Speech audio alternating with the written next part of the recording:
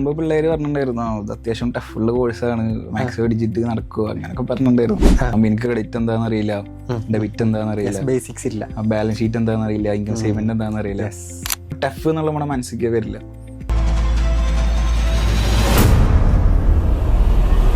Success സ്റ്റോറിയുടെ ഇന്നത്തെ സീരീസിലെ BSc മാത്സിൽ നിന്നും CMA USA എന്നുള്ള കോഴ്സിലേക്ക് വന്ന് ഓൾ ഇന്ത്യയിലെ തന്നെ ടോപ്പ് മാർക്ക് നേടിയ CMA നിഹാലാണ് നമ്മോടൊപ്പം ഉള്ളത്. അപ്പോൾ നിഹാലിനെ നമുക്ക് സക്സസ് സ്റ്റോറിയുടെ ഇന്നത്തെ സീരീസിലേക്ക് നമുക്ക് സ്വാഗതം ചെയ്യാം. വെൽക്കം നിഹാൽ. CMA USA എന്നുള്ള ഈ കോഴ്സിലേക്ക് +2 സയൻസ് കഴിഞ്ഞിട്ട് BSc മാത്സ് എടുത്ത ഒരാൾ എങ്ങനെയാണ് ഈ ഒരു CMA USA എന്നുള്ള കോഴ്സിലേക്ക് എത്തിയത്? ഞാൻ BSc മാത്സ് കഴിഞ്ഞിട്ട് നോക്കുമ്പോൾ ഒരുപാട് ഓപ്ഷൻസ് ഉണ്ടായിരുന്നു. പിന്നെ ഈ ഫൈനാൻസിനോട് താല്പര്യം ഉള്ളതുകൊണ്ട് CMA US എടുത്തുള്ളൂ. അതെ, BSc മാത്സ് കഴിഞ്ഞിട്ട് ഫിനാൻസിനോട് താല്പര്യം അല്ലേ? ഓക്കെ, ആരാണ് ഇങ്ങനെ ഒരു കോഴ്സ് റെക്കമെൻഡ് ചെയ്തത്? അത് ഞാൻ ഓൺലൈൻ കണ്ടതാ. ഓൺലൈന്. അതെ. ഡിഗ്രി കഴിഞ്ഞിട്ട് CMA USA എന്നുള്ള കോഴ്സിലേക്ക് എങ്ങനെയാണ് എത്തിപ്പെട്ടിട്ടുള്ളത്? ഞാൻ +2 സയൻസ് എടുക്കുമ്പോൾ ഏത് സയൻസ് ആയിരുന്നു? ബയോ സയൻസ് ആയിരുന്നു. അപ്പൊ അതിനപ്പൊ വന്ന് ഏതെങ്കിലും ഒരു ഇത് എടുക്കണം അങ്ങനെ വെച്ചെടുത്താണ്. പിന്നെ +2 എനിക്ക് മാത്സിനായിരുന്നു മാർക്ക് കൂടുതൽ, മാത്സിനോട് താല്പര്യം ഉണ്ടായിരുന്നു. അതുകൊണ്ടാണ് ഡിഗ്രിക്ക് മാത്സ് എടുത്തത്, BSc മാത്സ്. പിന്നെ അതിന് ശേഷം ഞാൻ ഓപ്ഷൻസ് നോക്കുമ്പോൾ എനിക്ക് ഫൈനാൻസ് ആയിരുന്നു ഒന്നുകൂടി ഒരു താല്പര്യമുള്ളത്. ഈ മാത്സ് MSc. അപ്പൊ ശരിക്കും ഡിഗ്രി ജോയിൻ ചെയ്യുമ്പോ ശരിക്കും ഒരു ഫ്യൂച്ചർ ഒരു ആംബിഷൻ ഇല്ല. ഡിഗ്രിക്ക് ജോയിൻ ചെയ്യുമ്പോൾ ആംബിഷൻ ഒന്നുമില്ല. ഇല്ല. അതിനുശേഷം ഞാൻ പിന്നെ ഡിഗ്രീന്റെ ഓപ്ഷൻസ് നോക്കുമ്പോൾ MSc. അപ്പൊ അതിനേക്കാൾ നല്ലത് ഇതേപോലെ ഫൈനാൻസ് ഫീൽഡായിട്ട് CMA US. അതുകൊണ്ടാണ് CMA US. അതെ, ഫിനാൻസിനോടൊരു താല്പര്യമുള്ളതുകൊണ്ടാണ്. സയൻസ് ഫീൽഡിൽ +2 സയൻസ് ബയോ സയൻസ് പഠിച്ച നിഹാല്, അതുപോലെ ഡിഗ്രി BSc മാത്സ് പഠിച്ച നിഹാല് CMA USA എന്നുള്ളൊരു കോഴ്സിലേക്ക് വരുമ്പോൾ ഒരു പേടിയോ അല്ലെങ്കിൽ ഡൗട്ടോ അങ്ങനെ എന്തെങ്കിലും ഉണ്ടായിരുന്നോ? എനിക്ക് തുടങ്ങുന്നതിന് മുന്നേ അങ്ങനെ കുറെ ഡൗട്ടൊക്കെ ഉണ്ടായിരുന്നു. എനിക്ക് ക്രെഡിറ്റ് എന്താണെന്ന് അറിയില്ല, ഡെബിറ്റ് എന്താണെന്ന് അറിയില്ല, ബേസിക്സ് ഇല്ല, ബാലൻസ് ഷീറ്റ് എന്താണെന്ന് അറിയില്ല, ഇൻകം സ്റ്റേറ്റ്മെന്റ് എന്താണെന്ന് അറിയില്ല. പിന്നെ ഇവിടെ വന്ന് ഒരു ഫസ്റ്റ് പാർട്ടിന്റെ ഇതൊക്കെ കഴിയാനപ്പോ ഒരു ഏകദേശം ഒരു ഐഡിയ കിട്ടി. അപ്പൊ പിന്നെ മനസ്സിലാവും നമ്മളെ കൊണ്ട് പറ്റുന്നു. ആരെങ്കിലും നെഗറ്റീവ് പറഞ്ഞിരുന്നു? അതായത് സയൻസ് ഫീൽഡിൽ ഉള്ളതുകൊണ്ട് ഇത് കൊമേഴ്സ് ഫീൽഡിലെ കോഴ്സ് എടുക്കുമ്പോ പിള്ളേര് പറഞ്ഞിട്ടുണ്ടായിരുന്നു ഇത് അത്യാവശ്യം ടഫുള്ള കോഴ്സാണ്, മാത്സ് പഠിച്ചിട്ട് നടക്കുക അങ്ങനെയൊക്കെ പറഞ്ഞിട്ടുണ്ടായിരുന്നു. പിന്നെ കേൾക്കാതൊന്നുമില്ല. ഓക്കെ, നിഹാലിന്റെ സ്വദേശം എവിടെയാണ്? അതുപോലെ +2 ഏത് സ്കൂളിലാണ് നിഹാൽ പഠിച്ചിരുന്നത്? എൻ്റെ നാട് എന്ന് പറയുമ്പോൾ തൃശ്ശൂരാണ്, വടക്കാഞ്ചേരി എന്ന് പറയും. വടക്കാഞ്ചേരി തന്നെ ബോയ്സ് ഹൈസ്കൂളിലാണ് ഞാൻ +2 ഒക്കെ ചെയ്തത്. Boys high school. BSc maths degree ചെയ്തത് കൊണ്ട് CMA USA എളുപ്പമായിട്ട് ഫീൽ ചെയ്തിട്ടുണ്ടോ? മാത്സ് എന്ന് പറയുമ്പോൾ നമ്മളൊരു സബ്ജക്റ്റ് എടുത്തിട്ട് അതിന്റെ കോറിലേക്ക് ഇറങ്ങി പോകാണല്ലോ, ഭയങ്കര ഡീപ്പായിട്ട് പഠിക്കല്ലേ.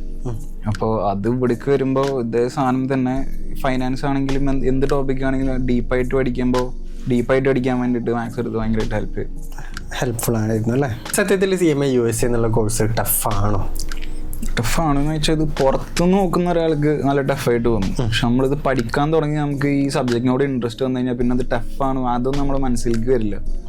നമ്മളിത് മൊത്തത്തിൽ ഇത് കൊള്ളാലോ, ഈ പരിപാടി കൊള്ളാലോ അങ്ങനെ നോക്കി പിന്നെ നമ്മൾ ടഫ് എന്നുള്ള നമ്മുടെ മനസ്സിലേക്ക് വരില്ല.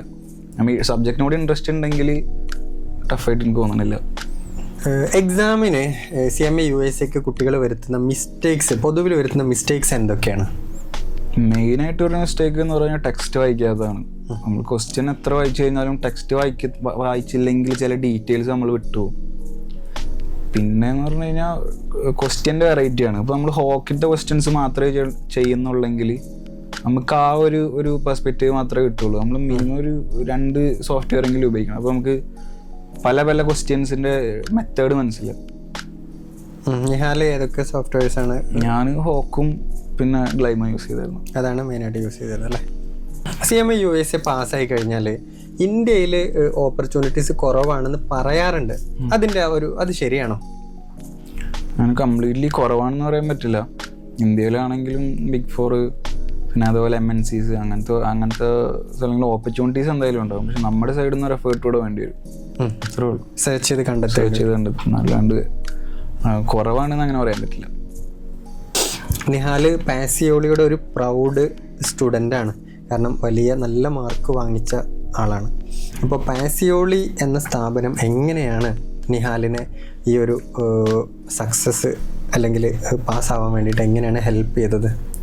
പാസിയോളി ഹെൽപ്പ് ചെയ്ത് നോക്കുമ്പോൾ ഇവിടെയുള്ള ഫാക്കൽറ്റീസൊക്കെ കറക്റ്റ് ആയിരുന്നു.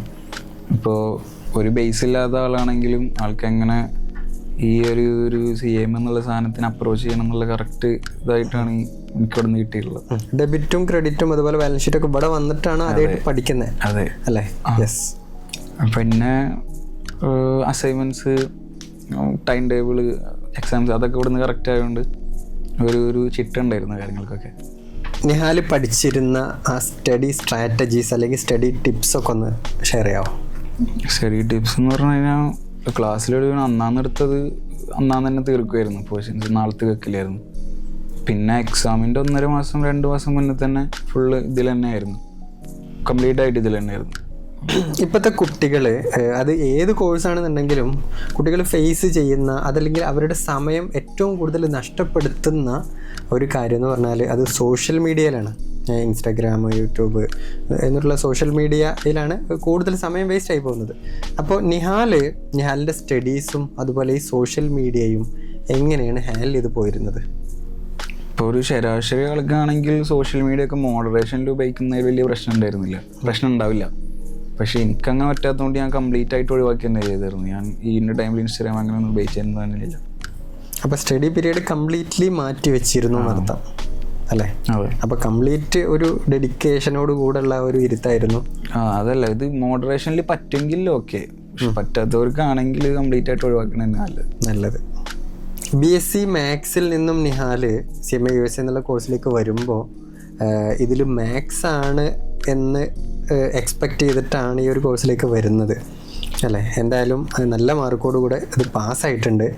ആക്ച്വലി ഈ കോഴ്സിലുള്ള കണ്ടൻറ്റ് ഏതൊക്കെയാണ്, എങ്ങനെയൊക്കെ വരുന്നതെന്ന് ജസ്റ്റ് ഒന്ന് ഷെയർ ചെയ്യാം. കോഴ്സിൽ കണ്ടന്റ് എന്ന് പറഞ്ഞു കഴിഞ്ഞാൽ എല്ലാ ടൈപ്പ് കണ്ടന്റും ഉണ്ട്. ഇപ്പോൾ ചില സെക്ഷൻസ് ആണെങ്കിൽ തിയറി മാത്രമേ ഉണ്ടാവുള്ളൂ, ചില സെക്ഷൻസിൽ ഫുൾ പ്രോബ്ലം ആയിരിക്കും. അപ്പോൾ 2 ടൈപ്പ് കണ്ടന്റും ഉണ്ട്. പിന്നെ പക്ഷെ ഒരു സെക്ഷൻ നമുക്ക് ഒഴിവാക്കാൻ പറ്റില്ലല്ലോ, എന്തായാലും എല്ലാ സെക്ഷനും നമ്മൾ ഒരുപോലെ പഠിച്ചിരിക്കണം. അപ്പോൾ പിന്നെ നമ്മുടെ ഫേവറേറ്റ് എടുത്ത് പഠിക്കാൻ പറ്റില്ല. പക്ഷെ എന്തായാലും ഒരു സാധനം നമുക്ക് മനസ്സിലാവാണ്ട് വരുമൊന്നുമില്ല. അതിൻ്റെ കൺസെപ്റ്റ് എന്താണെന്ന് നമുക്ക് മനസ്സിലാവാണ്ട് അല്ലെങ്കിൽ മനസ്സിലാവാത്തൊരു പ്രശ്നം വരുമൊന്നുമില്ല. അത് അത്യാവശ്യം അതിൽ ഇരുന്ന് കഴിഞ്ഞാൽ കിട്ടുന്ന സബ്ജക്ട്സ് തന്നെ ആണ് ഫുള്ള്. തിയറി ആയിരുന്നു പ്രോബ്ലം ആയിരുന്നു നിഹാലിൻ്റെ ഫേവറേറ്റ്? അല്ല, രണ്ടും സീൻ ഉണ്ടായിരുന്നില്ല. തിയറി എന്ന് പറഞ്ഞാൽ തിയറിക്ക് അതിൻ്റേതായിട്ടുള്ള പ്രശ്നങ്ങളുണ്ട്. ഇപ്പോൾ MCQ-ലാണെങ്കിൽ തിയറി എന്ന് പറഞ്ഞാൽ നമുക്ക് ഒരിക്കലും ഉറപ്പിക്കാൻ പറ്റില്ല. പ്രോബ്ലം എന്ന് പറഞ്ഞു കഴിഞ്ഞാൽ കുറച്ച് ടഫ് ആയിരിക്കും, കുറച്ച് സമയം പോകേണ്ടിയിരിക്കും. പക്ഷേ പ്രോബ്ലത്തിൻ്റെ ആൻസർ കിട്ടിക്കഴിഞ്ഞാൽ അത് തന്നെയാണ് ആൻസർ നമുക്ക് ഉറപ്പിക്കാം. തിയറിയിൽ അങ്ങനെയില്ല. തിയറിയിൽ ഇപ്പോൾ ഈ ക്വസ്റ്റ്യൻ ചോദിക്കുന്നത് ഇതാണ് അവരുടെ ഭാഗത്തുനിന്ന് ചിന്തിച്ചിട്ട് വേണം നമ്മൾ ആൻസർ ചെയ്യാൻ വേണ്ടിയിട്ട്. നമുക്ക് തോന്നും അതായിരിക്കും ആൻസർ, പക്ഷെ അങ്ങനെ ആയിരിക്കില്ല. തിയറിക്ക് അങ്ങനെ പ്രശ്നമുണ്ട്. അപ്പോൾ രണ്ടിനും അതിൻ്റേതായിട്ടുള്ളതുണ്ട്. കറൻ്റ്ലി CMA USA പഠിച്ചുകൊണ്ടിരിക്കുന്ന അതല്ലെങ്കിൽ CMA USA പഠിക്കാൻ ആഗ്രഹിക്കുന്ന കുട്ടികളോട് എന്താണ് നിഹാലിന് ഷെയർ ചെയ്യാനുള്ളത്? അന്നാന്നെടുക്കുന്നത് അന്നാന്ന് തീർക്കുക. സാധനങ്ങൾ ഒരിക്കലും പെൻഡിങ് ആക്കി വെക്കരുത്. ഇപ്പം ഇന്നൊരു സാധനം എടുത്തു കഴിഞ്ഞാൽ അത് മനസ്സിലായിട്ടില്ലെങ്കിൽ വീട്ടിൽ പോയിട്ട് അതൊന്നും തന്നെ മനസ്സിലാക്കുക. അത് പിന്നത്തേക്ക് വെച്ച് കഴിഞ്ഞാൽ പിന്നെ അത് അതിൽ തന്നെ കയറി അത് ഭയങ്കര എന്താ പറയുക, പെൻഡിങ് ആയി ലോഡായി അത് പ്രശ്നമായിരിക്കും. കാരണം ഇത് മനസ്സിലായില്ലെങ്കിൽ അടുത്തവരെ നമുക്ക് ഒരിക്കലും മനസ്സിലാവില്ല. അപ്പോൾ അന്നാന്നെടുക്കുക, അന്നാന്ന് പഠിക്കുക.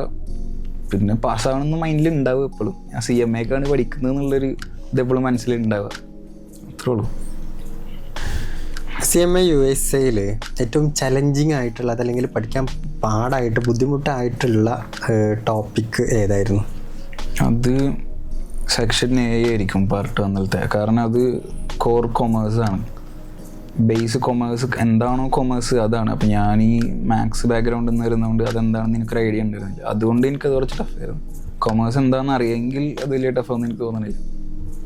CMA USA എന്നുള്ള കോഴ്സ് സാധാരണ BCom കഴിഞ്ഞ കുട്ടികളാണ് വരാറ്. അപ്പോൾ BSc മാത്സ് കഴിഞ്ഞിട്ട് CMA USAയിലേക്ക് വരുമ്പോൾ ഏതെങ്കിലും സമയത്ത് BCom എടുത്താൽ മതിയായിരുന്നു എന്നുള്ളൊരു റിഗ്രറ്റ് തോന്നിയിട്ടുണ്ടോ? അങ്ങനെ ഒരിക്കലും തോന്നിയിട്ടില്ല. ഇപ്പോൾ BCom എടുത്തവർക്ക് അഡ്വാൻറ്റേജ് ഉണ്ടാകുന്ന സെക്ഷൻസ് ഉണ്ടായിരിക്കും. ഇപ്പം ഞാൻ മാത്സ് എടുത്തുകൊണ്ട് എനിക്ക് അഡ്വാൻറ്റേജ് ഉണ്ടായിരുന്ന സെക്ഷൻസ് ഉണ്ടായിരുന്നു. ഇപ്പോൾ പാർട്ട് 2 സെക്ഷൻ C ഒക്കെ അതൊക്കെ മെയിനായിട്ട് പ്രോബ്ലമാണ്. അപ്പോൾ എനിക്ക് അവിടെ നല്ല അഡ്വാൻറ്റേജ് ഉണ്ടായിരുന്നു. പിന്നെ അതുപോലെ എൻ്റെ ഒപ്പം പഠിക്കുന്ന തന്നെ ഇംഗ്ലീഷൊക്കെ എടുത്ത് പിള്ളേരുണ്ടായിരുന്നു. അവർക്ക് സംഭവം ഇംഗ്ലീഷാണല്ലോ. അപ്പോൾ അവർക്ക് ലാംഗ്വേജ് എല്ലാം ഉള്ളതുകൊണ്ട് ക്വസ്റ്റ്യൻ പെട്ടെന്ന് മനസ്സിലാവുമായിരിക്കും. അപ്പോൾ എന്തെടുത്ത് കഴിഞ്ഞാൽ അതിൻ്റേതായുള്ള അഡ്വാൻറ്റേജസ് ഉണ്ട്. ബികോം റിഗ്രറ്റ് ആയിട്ട് തോന്നിയിട്ടില്ല. ഒരു സ്റ്റുഡൻ്റായ നിഹാലിൽ നിന്നും CMA നിഹാലായി കണ്ടതിൽ വലിയ സന്തോഷം. Thank you for your time. Congratulations. All the best for your future. Thank you.